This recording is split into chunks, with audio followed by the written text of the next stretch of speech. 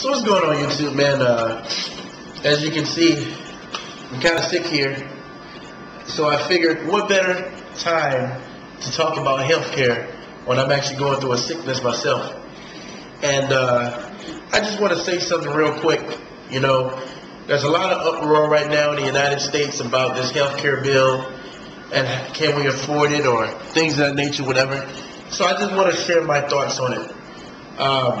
I was listening to Glenn Beck last night talk about, pretty much he was bashing on Barack Obama, and that's fine. We live in a society where you have freedom of speech. You can definitely do that. But this is my take on it. Right now I'm in Nicaragua. I can go to the pharmacy here and buy anything over the counter. And what I mean by that is this. Things that you probably would need a prescription for in the United States, I can walk right up to the counter here and get. You know? And some of you guys may say, well, wow, that's not a great thing. Excuse me. That's not a great thing. That's actually a bad thing.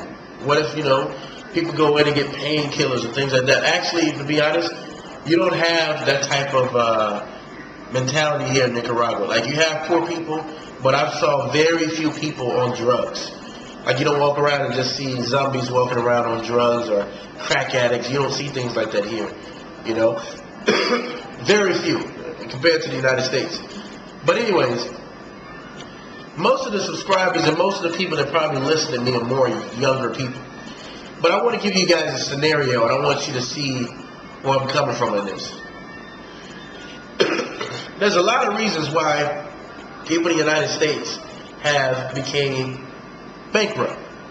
One of those reasons could be because of divorce, you know. Another one of those reasons could be because of a bad business. But another one of those reasons is because of healthcare bills, medical bills.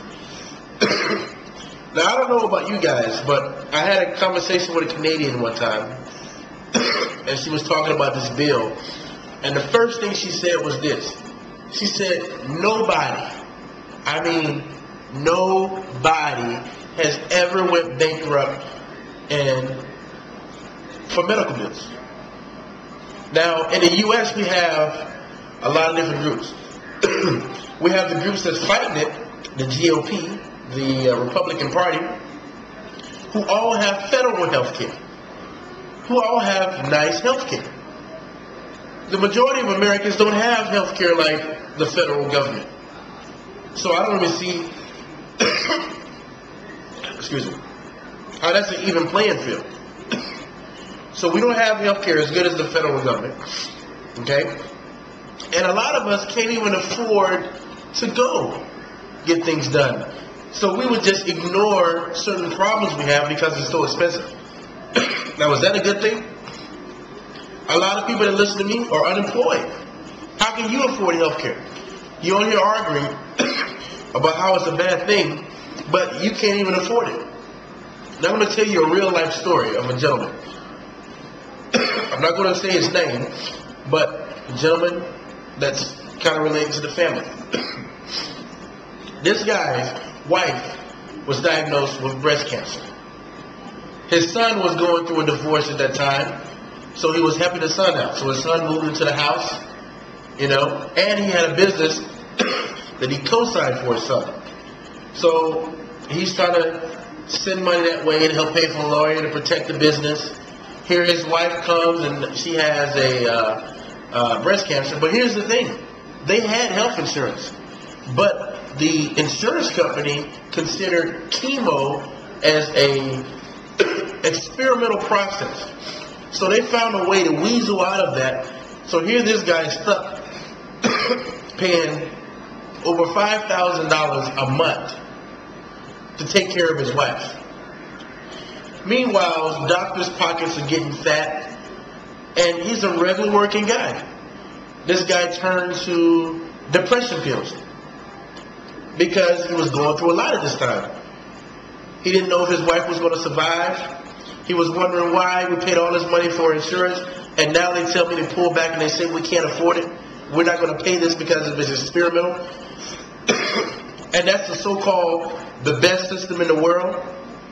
You know, I just want to be open-minded when it comes to this healthcare thing, because there's a lot of Americans that can't afford it. You know, why does healthcare have to be so expensive? Is it because the doctors need to keep their country club memberships, the Mercedes-Benz, and the insurance company has made millions and they need to continue that lifestyle? You should not be in a situation where you can't afford to take care of yourself. Once you have reached that level of life, how can you live? Some people right now are fearful of actually having a condition come, because how will they take care of it? You know? I'm not saying that Barack Obama's plan is the best, but I'm saying that, don't you guys think it's probably a little better than it was?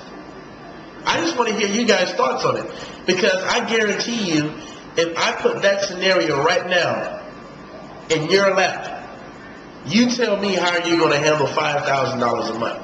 Well, some of you guys don't even make $5,000 a month. What other options do you have?